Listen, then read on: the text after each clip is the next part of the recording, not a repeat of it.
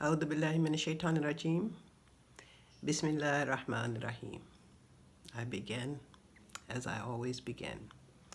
In the name of Allah, whose grace I seek in this and all other matters. So I need to make a post about Black Lives Matter because, like everybody else, when I open up my various forms of social media and online and internet contact, the scenes from the streets in the United States right now are just absolutely heartbreaking.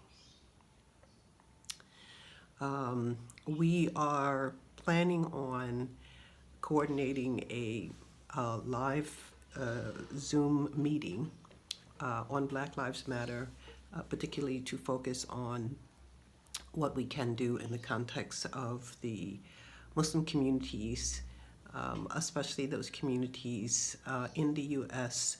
which comprise not just Black Muslims, but also Muslims of color and white Muslims. I've already contacted at least one person who has agreed to join us. So I'm going to try to get that together really within the next couple days rather than to wait for even the weekend, because what's going on right now is it's just devastating. And I want to just say a couple things, about this. I'm 67 plus years old. I was born in 1952. And in 1954, Brown versus the Board of Education was the major Supreme Court case that determined that separate cannot be equal, especially in the ways in which it was actually practiced in the context of the United States. I was 2 years old. In 2008, when Barack Obama was elected as president to the United States, I was living where I'm living now in Indonesia.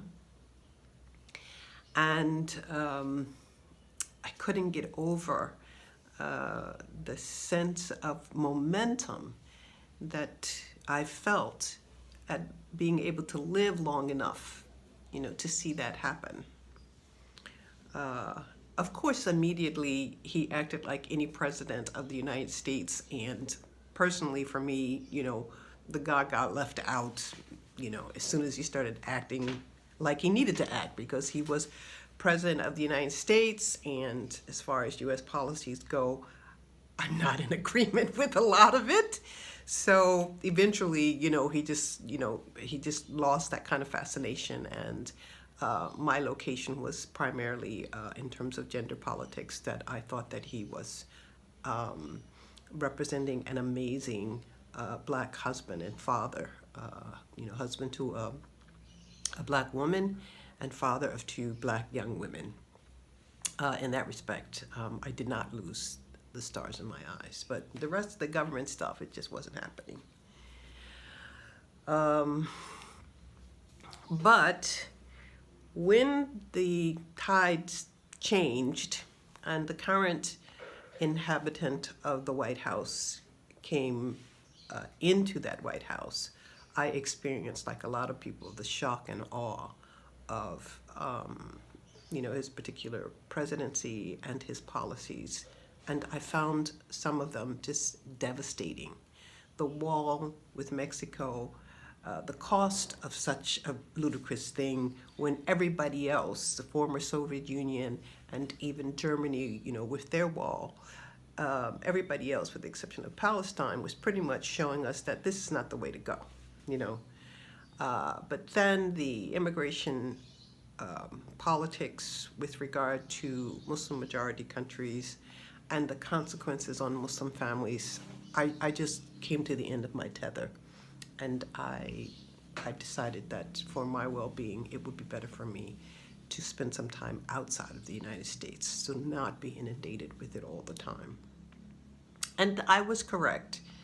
And so for the most part, I could observe certain things from a distance, and from that distance, I could maintain my own political trajectories, and if those trajectories were uninformed, I could also get information because, the information was free-flowing, and I had critical resources in order to be able to examine that information. But I experienced that a person with my particular sensitivities did not have to open up the social media every day and just continually experience heartbreak, which was what it was like before I left the United States, at least for me personally. I just found the news as it was coming to be just devastating. Well, I couldn't be further away. I'm literally on the other side of the earth. And yet everything that I open up is just breaking my heart. And I wanted to put it in perspective before we have our meeting, because in the aftermath of September 11th attacks, I came to an understanding, which by the time we got to January following it, was the location that I maintained, and that is, there's no need for me to continually rush out and put extra effort into trying to help with community advocacy and communications and services to make it clear that acts of violence that are perpetuated by violent people, be they Muslims or not, is not an indictment on all of Islam. That was sort of the main trajectory. And I realized by the time January rolled along, so September, October, November, December, there was 4 months in which I just overzealously ran all around the community, still single parenting, still full-time teaching, still doing international work, still having certain issues that I have some facility to contribute towards. And I realized, wait a second, I was always anti-violence. I was always anti-oppression. I was always for justice. I was always for dignity and honor. I was always for human rights and human well-being. It's not like I needed to start doing this because of the attacks. There were lots of Muslims who came out of the woodwork, and they often confessed, oh, I was just Muslim, but it really wasn't a big deal. But then all of a sudden, after September 11, it was a big deal.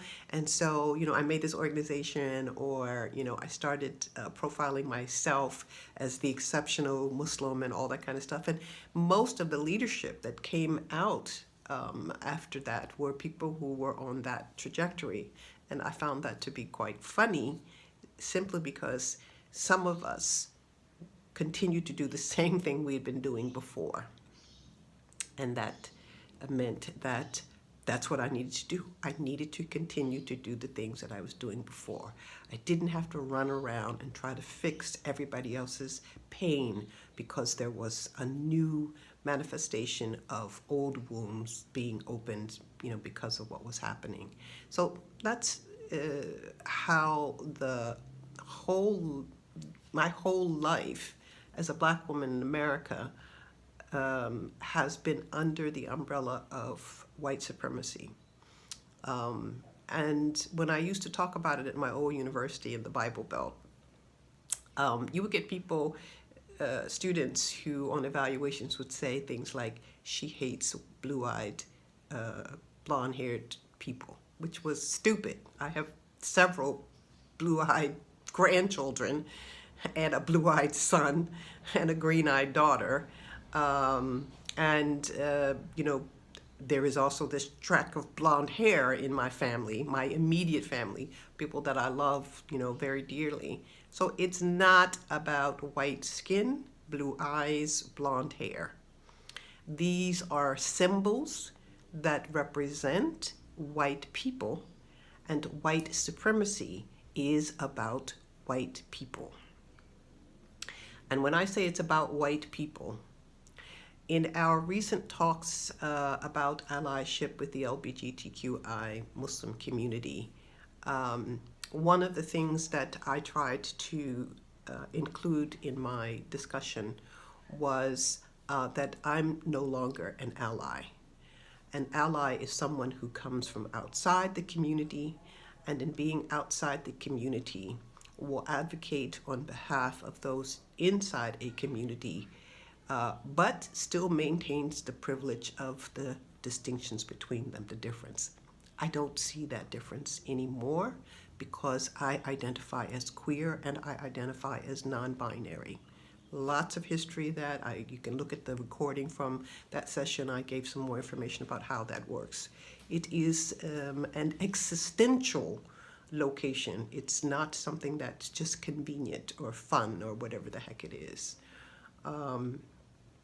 So in the case of addressing the issues of Black Lives Matter, when you find yourself located both in proximity to, but yet distinct from, then one of the things that is necessary is for you to understand how privilege runs.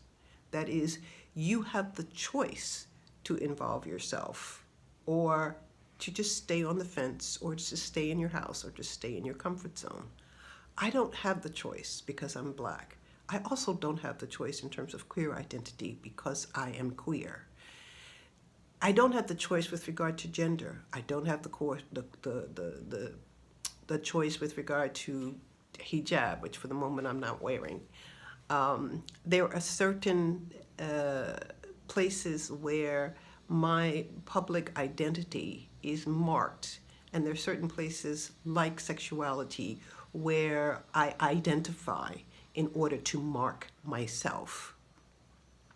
So if you have the opportunity to stand outside of the Black Lives Matter movement, we need to talk. And what we need to talk about is stop making it a choice. Make it a part of the imperative of your very own humanity. We need everybody to be on board because everybody is damaged by white supremacy, just like everybody is damaged by patriarchy, not just women. So please let me know in the comments section, those of you who have a schedule because of work, what might be a better day for you in the coming next few days. I will be coordinating with a colleague and lifetime friend of more than 40 years, my namesake Amina, Dr. Amina McLeod. I've already spoken with her and she's agreed to meet with us. She's in Chicago, and Chicago is literally 12 hours behind me here. So but the good news is that she's up late, like really late. So the timing of it will be what is convenient for her. But I need to have some idea of people who just look at your schedule for this week and keep in mind that even if I meet late morning U.S. time, which is late night Indonesian time, that time also allows for the possibility of inclusion of people from EU, UK, and South Africa because it's their afternoon. There's no other time that will actually allow for the global participation. So think about your mornings in the US and which of the mornings this week are good for you if you plan to attend or if you want to attend. And I'm going to take that into consideration, but I need to make the plans go forward expeditiously because, as I said, every time I look in and I see what's happening, my heart is just breaking. I thought we had at least resolved some of this, but I think one of the comments made by Will Smith, who was born on my birthday, so I get to quote him, even if not precisely a quote, is what we see, the violence that we're seeing now from the part of the state and from the part of the police against citizens in the United States is not new. White supremacy is not new. It's simply being recorded. But none of us can afford to sit back and pretend that we are not all impacted, and with the possibility that these things could get worse. I really hope that we can find a way that we can become a part of the solution. So I end with the desire for love and light, for peace and justice and human dignity to prevail. Thank you.